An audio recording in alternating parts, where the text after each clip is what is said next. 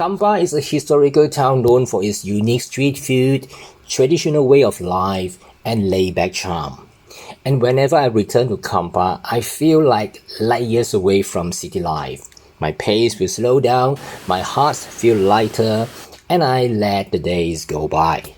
Recently, we make a special effort to return to Kampar, explore places we had once frequented, and discover new additions since we left. It is where I've lived on and off, and it's my wife's hometown. Please join us in these videos to visit our lovely hometown, Kampar. The first destination we visited was the abandoned New Agacia town, which is not really intentional, but it's just that we were just nearby because I need to send my brother-in-law to the nearby bus station. Although it is an abandoned project, it still attracts many visitors due to its attractive, colorful buildings. Its design features lots of shop lots reminiscent the design of main streets of Disneyland. The buildings retain its vibrancy and is very colorful, and there are a few more shops that still open for business. It's a place for many visitors who want to take photos over here and admire its architecture. 农妇酒馆, the one that's just right in front of me, which is a cafe, is open for business. After that, we returned to Kampar town and visit the Kampar Chinese Temple, Kampar Chinese Temple. The temple is at the end of the side lane of the main trunk road on the way to Ipoh, and it is considered one of the oldest temples in Kampar. The temple serves as a place of worship and also as a center for socializing, especially during the festive season. It was the place where my wife's family gathered during Chinese New Year to worship and also enjoy the traditional Chinese opera show during the festive called Kinjang. The temple is primarily a Buddhist temple, which is dedicated to Guan Yin, but in addition to that, it also houses other deities such as Choi San Ye, Na Do Gong, among others.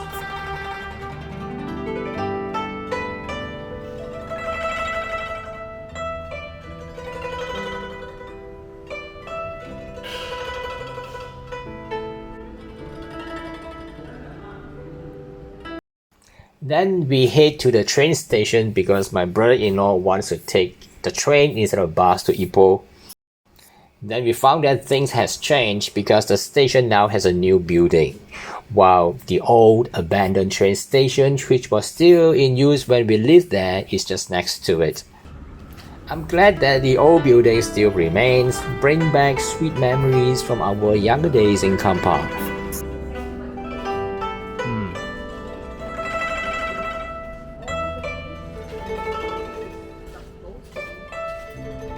After that, we drove back to the town and walked around the Sacred Heart Church.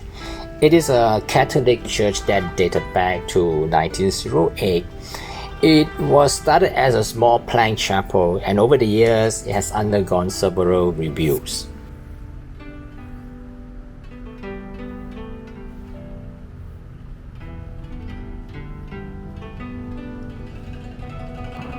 Then we walk further down to the end of Jalan Idris, where the gardens and the clock towers are located.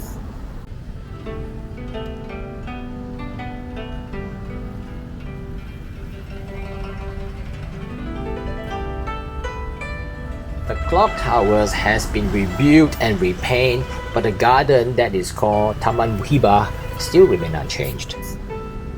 It was where we used to spend time and relax, as it's just a few minutes away from where we lived.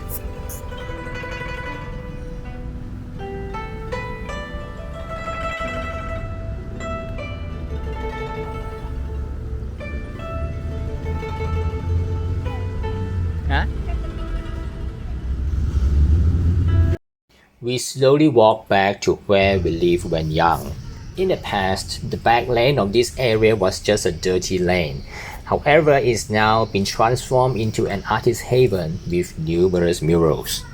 The murals stretch across both sides of the back lane, reaching to the next alley across the next road. This is one of the best street art I have ever seen in various towns I've visited in Malaysia, as the murals are painted on every part of the walls, including our old house. They all look new and well maintained.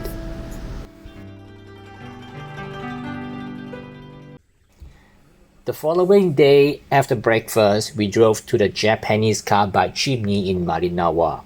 Marinawa is a small town just about 50 minutes away from Kampar.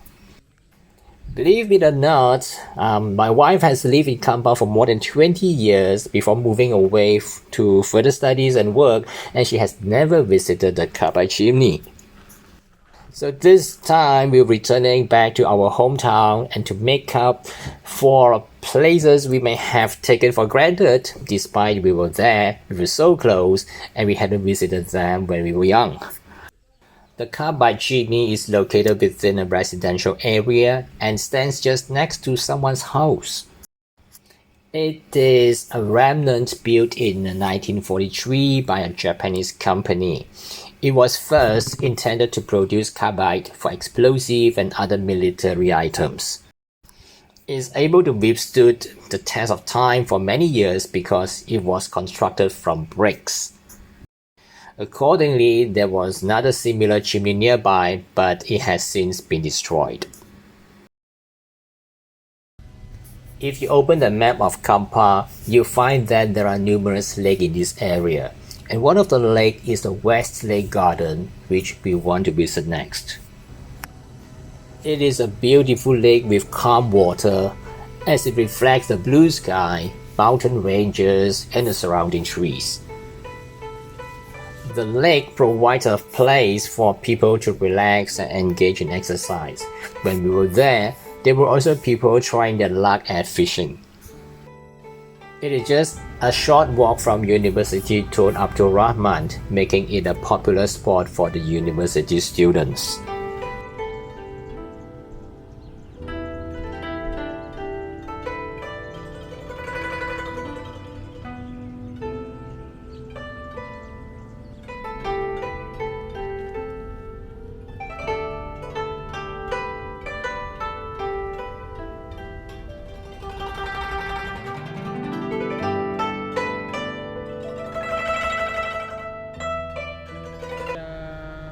Malaysia was once of the top tin producing country, but since then, the production has significantly declined.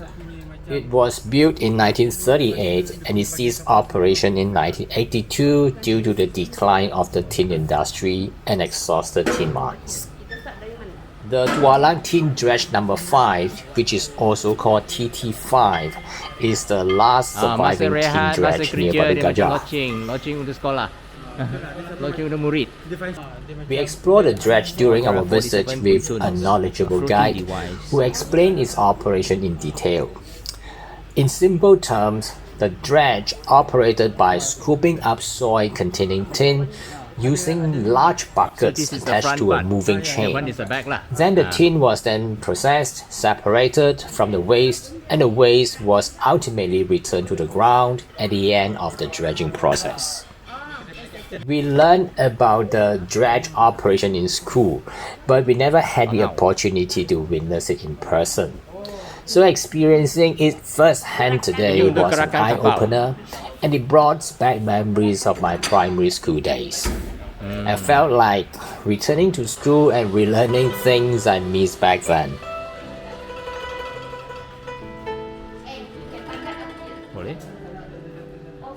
Tempat ni untuk mengasingkan biji timah dengan bahan-bahan yang lain.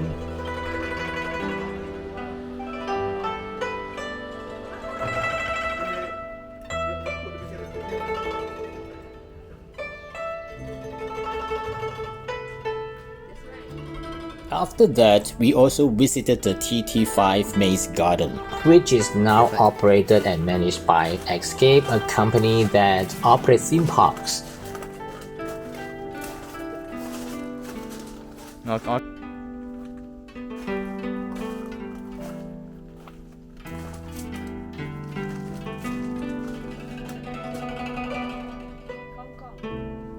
We first crossed a few hanging bridges from the dredge before reaching the maze entrance. The first section of the maze was made of bricks and then leading to an open area with informative posters about the tin industry and the attraction near Kampar. And then finally we passed through a bottle maze constructed entirely by using bottles before reaching the exit. Although the maze wasn't our primary focus, it was a nice addition to our visit to the TT5 Dredge.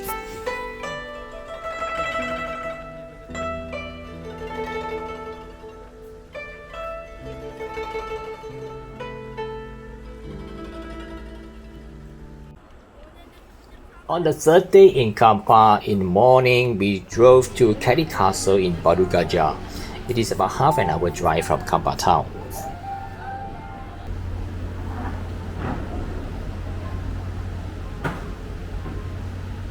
The castle has 4 stories. The ground floor primarily serves as a dining area and a place to meet with guests, while the bedrooms are on the first floor. The second floor has an additional guest rooms, and the top floor leads to the rooftop, and it offers an unobstructed 360-degree views of the surroundings. There are many posters in the main hall on the ground floor that provide more information about Kellie Castle history, stories, and its architectural style.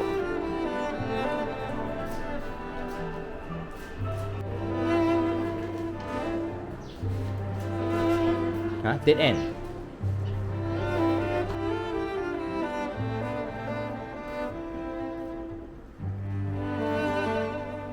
There's a well.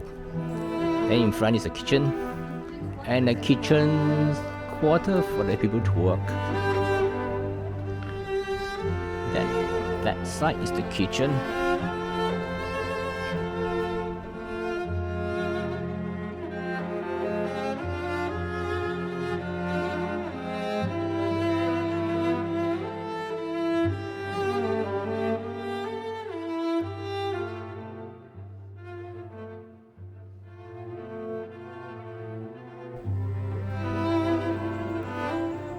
So why Kellie Castle is so famous? First, it is one of the very few castles built in Malaysia. But there's another reason. It is a place that is popular because many visitors have reported experiencing paranormal activities when they visit at night. It is said that William Kellie's spirit roams the corridor at night, guarding his grand mansion. This is a ghostly balcony. Accordingly, someone came here at night to make some photo shoot for some beds, and they found an image from the window. This is the bathroom and secret passageway, and her room is connected to Anthony's through the bathroom and the secret passageway. Staircase leads to the floor below and out of the castle. Let's see. Yep, secret passage. Secret passage. Look here. It's down here. This is the master bedroom, and it's connected to a spiral staircase going down and out. The castle was the home for William Kellie Smith, a Scottish man who came to Malaysia to make his fortune in 1890. He decided to build a mansion in 1910 for his wife Agnes. This is a guest room. It was a massive project with multiple stories. As I mentioned, there was a lift, but there are also underground tunnels and secret rooms. But unfortunately, William died of pneumonia in 1926 during a trip to Portugal, and his wife subsequently decided to return to Scotland. So the construction of the castle was left unfinished and eventually abandoned. There's also supposed to have a lift. This is a lift shaft. There was originally also constructed a lift, but now only the lift shafts remain.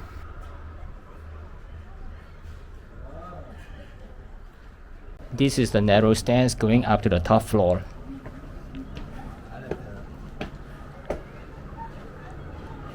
Oh, it's not the top floor. There's one more floor on top.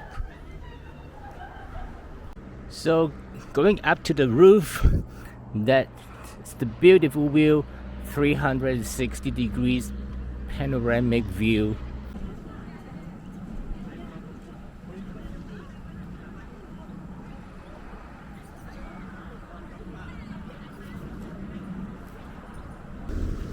Since the road returning to Kampar from Kellie Castle will pass through Gopeng, so we decided to stop by the Gopeng Museum.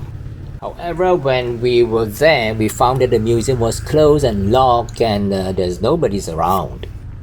Felt a little bit disappointed. We decided to move on and return to Kampar for lunch. After lunch, we headed to Tualang, a small town about half an hour drive from Kampar. Our goal is to visit Lata Kinjang waterfall. We had visited this waterfall several times when we were young, but had not been back for many years. So when we arrived, we noticed that things has changed. There was no entry fees required in the past, but now it is managed by the corporation of the indigenous people and there is a fee to be charged. But it is okay because the facilities now is much better than before. The area was well maintained and the stairs has been built up to the upper level of the waterfall.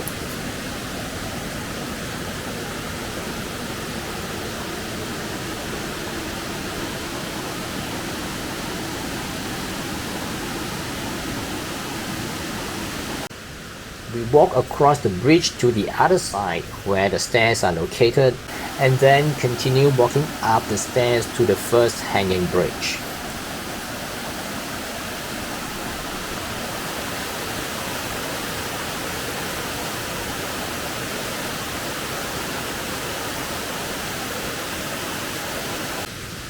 Next, we make our way to the upper hanging bridge. For those seeking adventure, there's also a hiking trail start from here. And according to a security guard that we spoke to later, the hike will take about 3 to 4 hours. However, we were short of time and we are unprepared. So we decided to just enjoy and admire the breathtaking surrounding and do not want to enter into the jungle.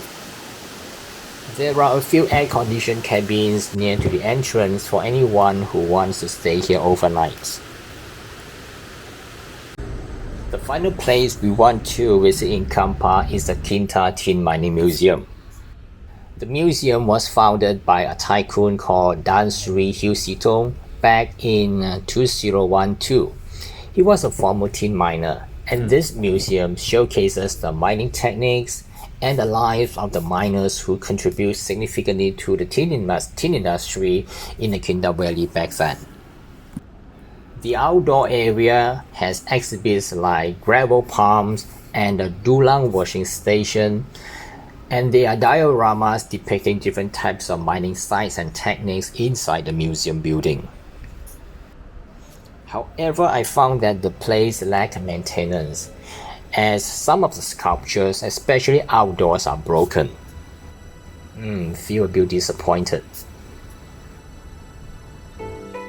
So that wraps up all the places that we have visited during our trip of Balik Kampung or going back to our hometown.